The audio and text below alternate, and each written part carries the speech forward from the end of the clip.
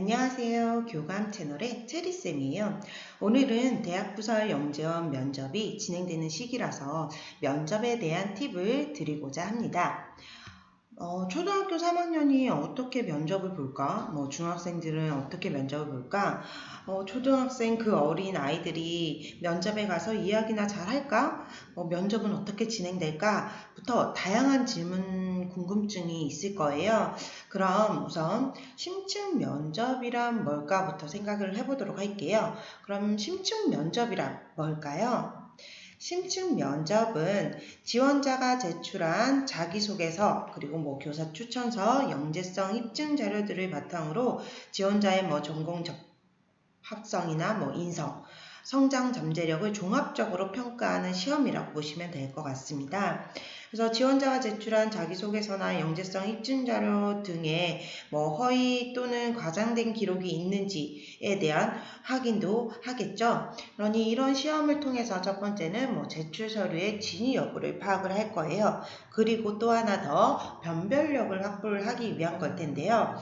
영재원에서 요구하는 인재상에 더 적합하고 우수한 학생을 선발하고자 서류 전형과 지필고사에서 충족되지 못한 지원자에 대한 궁금증을 지원자에게 직접 질문하여 잠재 능력을 확인하기 위함이라고 보시면 될 것 같습니다. 이런 심층 면접의 유형은 어떻게 될까요? 면접의 유형은 개별 면접, 집단 면접, 그리고 영재원에서만 하는 수행 관찰, 그리고 토론 면접과 발표 면접으로 구분을 할 수 있습니다. 이 수행 관찰 부분은 일부 영재원에서 시행되는 방법으로 수업 관찰 후에는 다시 개별 면접을 함께 진행하는 경우가 많습니다.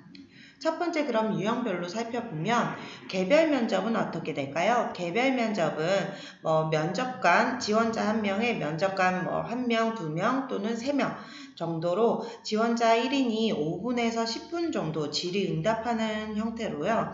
면접관이 다수일 경우에는 돌아가면서 지원자에게 질문을 하고요. 지원자는 면접에 대한 부담감과 심리적 압박감에 목소리가 작아지거나 시선이 바닥에 향할 수가 있어요. 그럴 때는 그러면 당연히 안 되겠죠. 그래서 처음 면접장에 들어설 때 분위기에 위축되지 않도록 하는 게 관건이라고 보시면 될 것 같고요. 집단 면접은 지원자의 답변 내용을 통해서 인성, 순간 대응 능력, 다른 사람 의견에 대한 공감 감각 능력 등을 평가하게 돼요. 그림처럼 면접관이 여러 명의 지원자도 여러 명이 하다 보는데요. 똑같은 지원자에 대해 다수의 평가 결과를 통해서 더욱 객관적인 평가가 가능하고요. 집단 면접은 여러 명의 면접관이 여러 명의 지원자를 평가하는 거기 때문에 일반적으로 면접관의 질문에 지원자들이 차례로 답변을 해가는 형태가 많아요. 그래서 면접이 진행될 때 다른 지원자가 답변을 할 때, 즉 자신이 답변을 하고 있지 않을 때는 태도와 표정에 긴장감을 늦추면 안 돼요. 의외로 아이들이 다른 지원자가 이야기를 할 때 난 무슨 대답을 하지? 아니면 경청을 하지 않는 경우가 굉장히 많아요. 눈동자가 다른 데를 간다거나.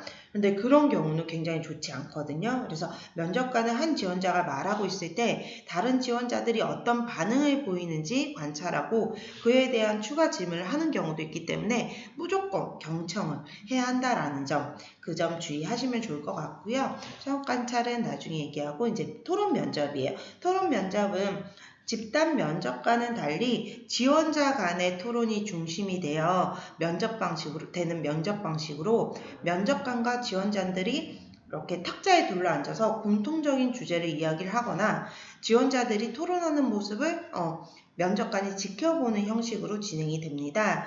특정 주제를 제시하고 개별적으로 해당 주제에 대한 자료를 분석할 수 있는 시간이 주어진 후에 이에 대해 토론 과정을 통해 개인 간의 상호작용이나 집단 내 개인 활동, 대립과 갈등 해결 방법이나 말하기, 경청하기 등을 이렇게 다양한 부분에서 평가를 진행해요.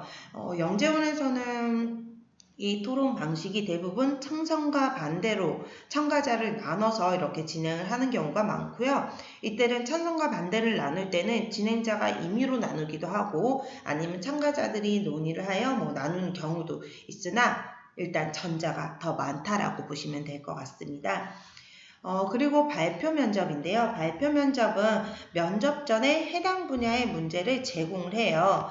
그 다음에 일정 시간에 약 5분에서 한 20분 정도 준비를 한 후에 풀이한 내용을 이렇게 서서 면접관 앞에서 발표하는 형식, 약 5분 정도 면접관에게 설명을 하고 이에 대한 질의응답의 순서로 진행되는 방식이라고 보시면 될 것 같습니다. 이때는 내가 풀이한 것을 면접관에게 우선 제출하고 발표를 하는 경우도 있고요. 제출하지 않고 그거를 이제 가지고 있고 그걸 간단하게 보면서 할 수 있는 경우도 있어요. 그런데 대부분은 내가 작성한 걸 보지 않고 발표를 하는 거기 때문에 쓰고 나서 내가 면접 준비실에서 주어진 시간에 풀이를 못하더라도 면접장으로 이동하는 시간에 암산을 하거나 아니면 답변을 정리해서 발표할 수 있도록 하는 게 중요합니다. 마지막으로 이제 수업 관찰인데요. 얘는 대부분 잘 하지 않지만 영재원이나 뭐 영재교 이런 데서 이런 관찰 수업을 진행을 해요. 이때는 심층 면접의 유형은 아니지만 일부에서 진행을 되고 있는 방식 중에 하나로 지원자의 뭐 학습 태도나 과제를 수행하는 과정, 그리고 결과를 직접 관찰하고 그 관찰하는 속에서 해당 분야의 뭐 전공 지식이라던가 문제 해결의 이제 수행 능력뿐만 아니라 문제 해결에 대한 태도나 신념 등을 파악을 할 수가 있어요. 그래서 이 방식은 면접관의 주관적인 의견이 반영되지 않도록 굉장히 체크하는 체크리스트가 구체적이고요. 그리고 면접관이 한 명이 아니라 여러 명으로 구성이 되어서 각각 관찰 평가 체크리스트를 작성한 후에 뭐 평균 점수로 평가를 하거나 면접관 간의 이제 합의를 통해서 선발을 하게 되는 겁니다. 근데 수업 관찰만 해서 끝나는 게 아니라 대부분 이 수업 관찰이 진행되는 경우는 수업 관찰 후에 개별 면접도 함께 진행되는 경우가 대부분이고요. 이때는 뭐 문제 해결 방법이나 과정, 그리고 내가 팀으로 했다라고 하면 팀워크, 그러니까 팀별 수행을 할 때 힘들었던 점이나 뭐 깨달은 점과 느낀 점 같은 것들을 질문을 하게 돼요. 그래서 이런 다양한 방식으로 영재원은 이제 진행이 되는데요. 영재교육기관의 면접 유형을 명확하게 구분을 할 수는 없어요.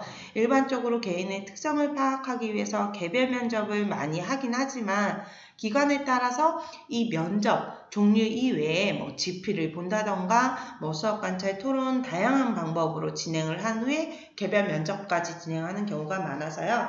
그 과정과 결과에 대한 추가 질문을 하는 경우도 있기 때문에 다양한 방향에서 준비를 하는 게 좋아요.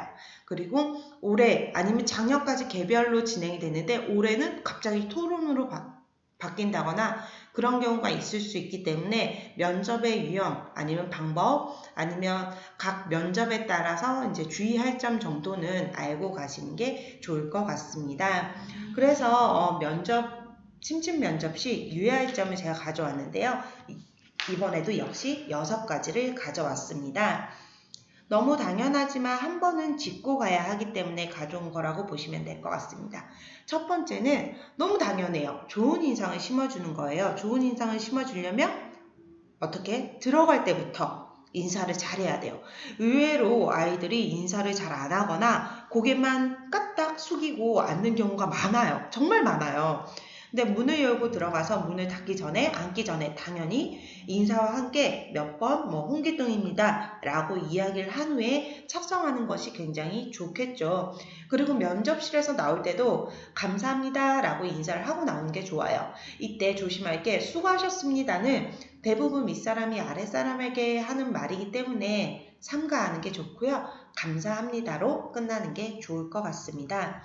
두 번째는 자신이 굉장히 적극적인 학생이라는 걸 드러낼 필요가 있어요.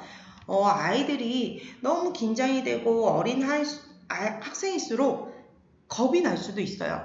정말 초등학교 5학년인데도 불구하고 우는 학생도 있어요. 그러다 보니 대답을 제대로 못하는 경우도 있고요. 눈을 마주치지 못하고 이리저리 눈동자가 굴러가는 경우도 있어요. 너무 잘 보여요.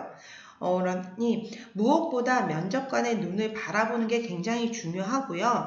그때 이제 눈초리는 총기가 있으면 훨씬 좋겠죠. 그리고 정 눈을 마주치지 못하겠다면 인중을 바라보라고 해요. 상대방의 인중을 바라보면 티가 나지 않는다고 해요. 이 학생이 나를 쳐다보고 있구나, 나와 눈이 마주치고 있구나 라고 생각을 하기 때문에 정말 나는 눈을 못 마주치겠다 라고 하면 인중을 바라보는 거, 그것도 하나의 팁이고요. 그렇게 이제 면접관과 눈이 마주쳐야 하면서 또 목소리가 들릴 듯 말 듯 하면 안 되겠죠. 그러니 또박또박 말할 것을 다시 한번 강조를 하겠습니다. 세 번째는 질문의 의도를 명확하게 파악을 해야 돼요. 이게 굉장히 어려워요. 그죠? 그래서 학생들이 의외로 굉장히 동문서답하는 경우가 진짜 많아요. 모호한 답변, 감정에 호소를 해서도 안 되고요. 만약 듣지 못했다면 내가 의도를 파악을 하지 못하거나 아니면 너무 긴장해서 잘 듣지 못했다면 어떻게 제가 긴장을 해서 그런지 질문을 잘 듣지 못했습니다. 다시 한번 말씀해 주시겠습니까? 라고 해서 질문을 해도 될 것 같아요. 그래서 이 부분은 질문에 대한 의도를 파악하는 게 중요하지 제대로 듣지도 못해서 그냥 동문서답하는 건 정말 좋지 않은 것 중에 하나이고요. 네 번째는 모른다고 미리 포기하시면 안 돼요. 이것도 아이들이 굉장히 많은 것 중에 하나인데요. 문제를 출제했는데 정말 모르겠어요. 그래서 진짜 모르는 문제가 출제됐다라고 해서 생각도 몇 초도 해보지 않고 그냥 모르겠다라고 미리 대답을 해보면 면접관은 정말 지원자의 기본적인 자질을 의심해볼 수밖에 없어요. 이 부분은 영재원은 다 알고 있는 학생을 뽑는 게 아니에요. 호기심이나 탐구심이 많은 학생이 장기적으로 볼 때 더 큰 제목이 될 수 있다라고 보기 때문에 내가 모르겠지만 아니면 내가 10개 중에 10으로 보면 전체를 10으로 보면 모르겠으면 내가 아는 2, 3이라도 대답을 할 수 있는 게 굉장히 중요하다라는 거. 저는 모르겠습니다 라고 하는 건 옳지 않다는 거, 그 점을 말씀드리고요. 다섯 번째로는 중요한 건 이제 차근차근히 이야기를 해야 돼요. 중요한 것부터. 서두가 길어지면 면접관도 당연히 지루하겠죠. 자기소개서 작성법에서도 이야기를 했는데요. 핵심적인 답변은 앞부분에 올 수 있도록 하는 게 중요해요. 면접관으로서는 적게는 20명, 많게는 100명 가까이 면접을 보는데 이때 장황하고 핵심도 없는 답변을 들으면 기억이 날까요? 장황한 답변보다는 임팩트 있는 답변이 무엇보다 중요합니다. 그래서 핵심적인 답변은 앞부분에 위치할 수 있도록 해주시는 게 중요합니다. 여섯 번째는 잘못 대답한 것이 있으면 이렇게 해요. 어떻게? 심호흡을 한번 하고요. 내가 너무 장황하게 했어. 그럼 심호흡을 한번 하고 나서 자신이 말하고자 하는 의도를 논리정연하게 다시 한번 정리하는 시간을 갖도록 딱 한 문장으로 마지막에 이야기를 하면 좋을 것 같습니다.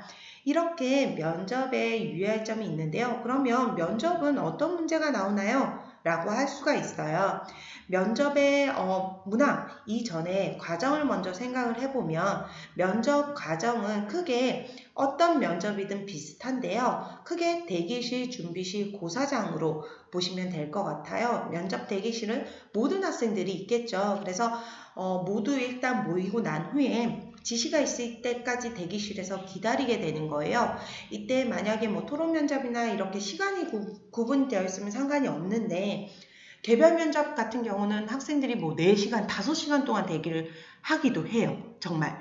내가 순서가 잘못돼서. 그런데 핸드폰은 당연히 가지고 있을 수가 없겠죠. 그러니 이때 내가 읽을 수 있는 거리나 아니면 면접을 준비를 했을 때 자기소개서를 복사해 간다거나 이런 자료들을 가지고 가면 훨씬 좋겠죠. 그리고 나면 대기실에서 내 순서가 될 때쯤 준비실로 가게 돼요. 이때 준비실은 어떤 문제가 대부분 주어지는데요. 면접장에서 바로 가서 답변을 하는 경우가 있고 이 문항지를 이렇게 연필이나 볼펜으로 써서 그 부분을 제출을 하기도 하기 때문에 꼭 이렇게 필기구 같은 게 준비물로 있는지를 확인해 볼 필요가 있고요. 이 문항지를 보고 답변할 시간을 한 5분 내지 10분 정도 주어진다라고 해요. 그래서 이때 준비실에서 준비를 하고 나면 끝나고 나면 아니, 끝난 게 아니죠. 시간이 되면 고사장으로 이동을 해서요. 면접의 형태에 따라서 정해진 시간 동안에 이 답변을 면접위원에게 설명을 하게 되는 거예요. 그랬을 때 이 준비실에서 푸는 문제와 고사장에서 추가되는 문제들이 있어요. 그러한 문제의 유형은 어떻게 크게 이 네 가지로 구분을 해볼 수가 있어요. 인성과 학문적성, 창의성과 과제 집착력, 이 크게 네 가지로 구분을 해볼 수가 있는데요. 각각 인성은 학생의 사고, 태도 및 행동 특성을 파악하기 위한 거고요. 그리고 특정한 상황을 주어져요. 그래서 이때 상황 대처 능력 같은 것도 보게 되는 거죠. 그리고 학문적성은 말 그대로 학문에 대한 자신의 이제 지원자가 수행할 수 있는 능력이나 지식을 확인하는 부분이고요. 창의성은 영재의 중요한 특성 중에 하나죠. 그래서 창의성을 하기 위한 문항들이, 그러니까 다양한 답변이 나올 수 있는 것 중에 하나겠죠. 그런 창의성인 문항이 주어지고요. 그럼 마지막으로 과제 집착력은 어떨까요? 과제 집착력은 보통은 포기하지 않고 모르는 것이 있으면 끝까지 찾으려고 하는 노력인데 이 면접, 이 짧은 시간 안에 판단을 하기가 굉장히 어렵겠죠. 그러다 보니 이 과제 집착력에 대한 문항은요. 지필평가에서 나왔던 문항이 제시가 되는 경우가 많아요. 그래서 지필에 나왔던 문항을 질문을 하는 건데요. 많은 학생들이 풀지 못한 문제 혹은 어려운 문제를 집에서 다시 한번 공부를 하거나 찾아봤는지 혹은 확인해 봤는지 이 부분을 통해서 과제의 집착력의 유무를 판단하게 되는 거죠. 그러니 지필을 보고 난 후에 잊고 있을 것이 아니라 집에 돌아와서 시험에 나왔던 문제를 메모해두고 정확한 풀이와 문제 해결이 어려웠던 문항에 대해서 답변을 미리 숙지하는 등 그런 숙지하는 것 등처럼 다시 한번 생각해보는 시간을 갖는 게 굉장히 중요합니다. 그래서 보통 인성, 창의성, 그리고 학문적성 혹은 과제 집착력 해서 세 가지 문제 정도로 이렇게 평균적으로 출제되는 편이라고 보시면 될 것 같습니다.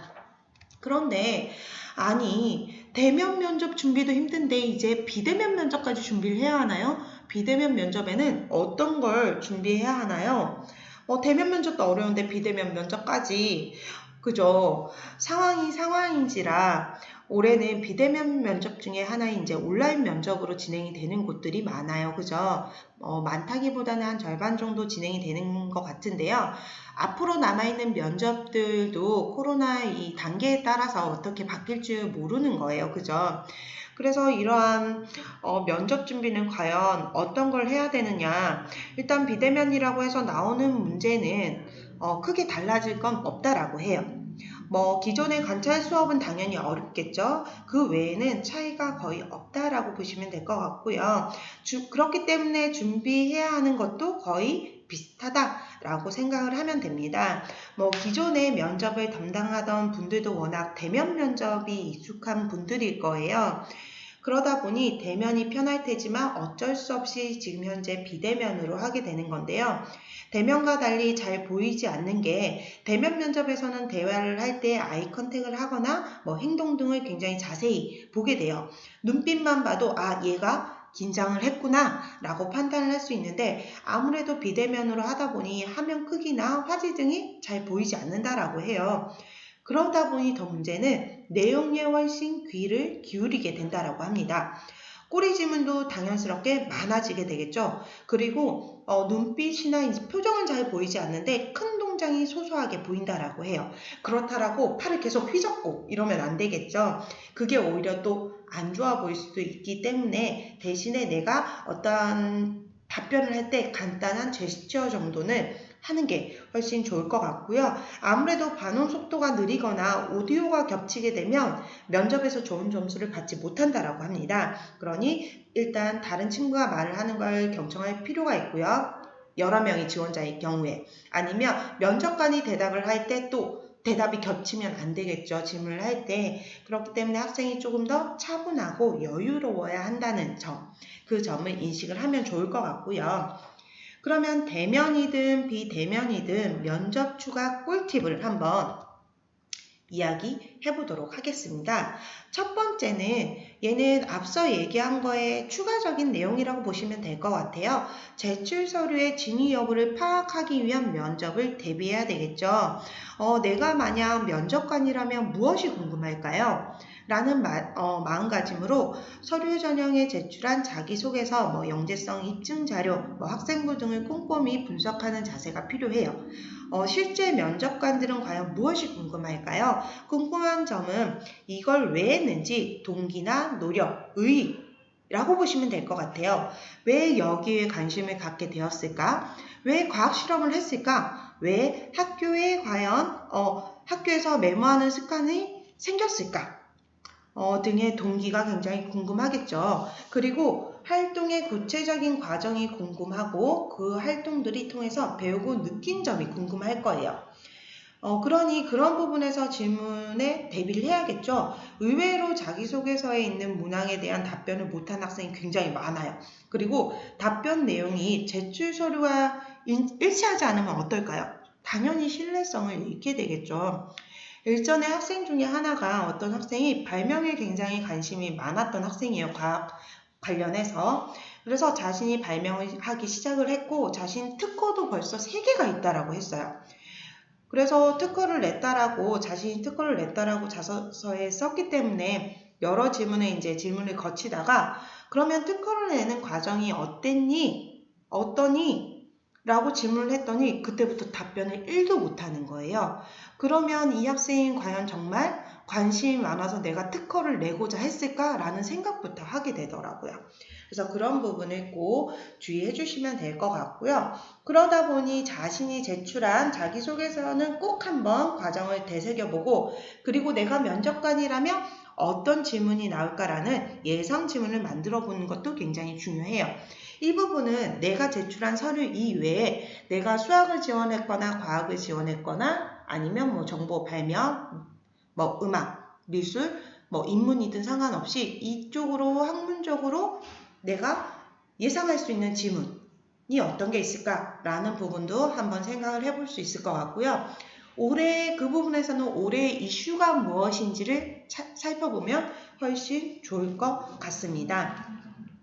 세 번째는 갈등 상황인데요. 갈등 상황에 제시한 문항을 묻는 인성 면접을 대비하는 게 좀 좋아요. 이 부분은 예를 들어서 어려운 실험에 대한 결과 보고서를 내일까지 제출해야 해요. 그런데 친구는 실험하지 않아도 충분히 조작해서 쓸 수 있다라고 합니다. 당신이라면 어떻게 하겠습니까? 라는 질문이에요. 이와 같은 갈등 상황에 대한 질문은 면접관이 제시하면 대부분의 학생은 당황을 하게 돼요. 그리고 꼬리에 꼬리를 물다 보면 학생들이 울어요. 정말 눈물이 글썽글썽해서 대답을 못하거나 처음엔 자신 있어 했는데 점점 목소리가 기어 들어간다거나 그런 경우가 많게 되는데요. 면접관은 그 당황함 속에서 학생이 어떻게 대처하는지에 대한 평가를 하는 거예요. 어떤 질문을 하든 면접관은 학생이 지원한 분야에 적합한 인재인지 영재원에서 잘 적응할지 등을 알고 싶은 거예요.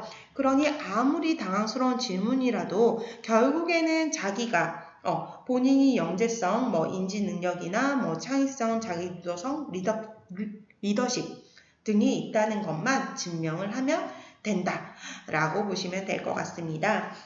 이런 사소하지만 꼭 필요한 거 이외에 어떤 팁이 또 있을까요? 앞서 말한 바와 같이 학생의 과제 집착력의 유무를 판단하기 위해서는 지필검사에 나온 문항을 재주문하기도 하니 꼭 되새겨볼 필요가 있습니다. 그죠? 그래서 꼭 한번 생각을 해보고 거기에 대한 가장 좋은 답변이 어떤 게 있을까라고 생각을 해보면 좋을 것 같고요. 마지막으로 상황, 액션, 결과 순으로 생각을 해보는 거예요. 꼬리 지문을 생각을 할 때 이 세 가지를 생각을 해보면요. 상황은 결과적으로는 진짜 했는지가 궁금한 거예요. 면접관은 그죠. 그래서 역할은 무엇이었는지, 일단은 과업은 무엇이었는지, 거기서의 나의 역할은 무엇이었는지, 또 목표는 무엇이었는지에 대한 꼬리 질문을 달아보면 좋을 것 같고요. 액션에서는 어떤 질문을 할까요? 그 일을 왜 했는지, 주변의 반응은 어땠는지 여러분이 했던 행동을 중심으로 물어보게 되어 있겠죠. 그러니 거기에 대한 질문을 한번 생각을 해보면 좋을 것 같고, 결과에서는 피드백은 해봤는지, 과연 얘가 이걸로 끝나는 게 아니라 다른 사람에게 질문을 하거나 아니면 나 스스로 피드백을 해봤는지, 그리고 거기에서 나는 뭘 배웠는지, 어떻게 적용할지, 내가 했던 그 연구가 어떻게 사회적으로 적용이 될지, 일반적으로 적용이 될지 물어보게 되어 있어요. 그러니 이 부분에 대한 꼬리 지문들을 생각을 해보면 될 것 같습니다. 이건 어떤 면접에서든, 영재원뿐만 아니라 어떤 면접에서든 동일한 꿀팁이라고 생각을 하면 될 것 같습니다. 그리고 비대면에서의 팁을 추가를 해주자면, 비대면 측에서는 이 부분은 온라인 면접인 경우예요. 그죠? 그럴 때 가정에서 한다고 하면 편하게만 있거나 상의만 챙겨 입는 경우가 덜어 있어요. 그런데 상반신을 보여주세요 하는 경우가 있어요. 상반신 전체를 비춰주세요 라고 하는 경우가 있는데, 이때 상의만 보이는 게 아니에요. 하의도 살짝 보이게 돼요. 그러니 서서 인사를 할 수도 있고요. 그러니 전동된 복장, 그리고 헤어스타일, 단정한 헤어스타일, 그리고 자세를 유지하는 게 굉장히 좋고요. 대면에 비해서 행동에서 보이는 자신감은 잘 안 보인다라고 해요. 보통 이제 대면 면접일 때는 이 학생이 또 굳은 의지와 그런 게 행동으로 드러나요. 뿜뿜 이렇게 보이거든요. 그런데 그런 부분이 잘 보이지 않기 때문에 무엇보다 차분하고 침착하게 이야기하는 준비가 굉장히 중요하다라고 하고요.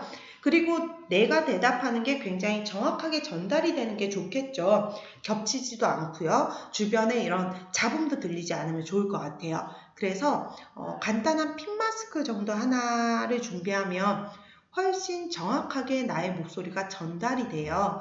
그래서 그 부분을 한번 시간이 좀 있고 하면 너무 비싼 것도 필요 없어요. 정말 간단한 핀 마스크 하나 정도 있으면 좋을 것 같고요. 면접은 앞서 말한 대로 기관에 따라서 지필 면접, 수업 관찰, 토론 등을 먼저 진행한 후에 개별 면접을 해서 그 과정과 결과에 대한 추가 질문을 하는 경우가 있어요. 그래서 본인이 지원하는 기관의 면접의 형태를 파악하는 것이 굉장히 중요하고요. 다만 워낙 변동이 많기 때문에 작년까지 개별 면접으로 진행이 되었으나 올해 갑자기 토론 면접으로 바뀔 수가 있으니 다양한 유형의 면접이 어떻게 진행되는지 정도는 알고 가야 당황하지 않는다는 점을 주의해 주시면 좋을 것 같습니다. 이상 체리쌤이었습니다. 감사합니다.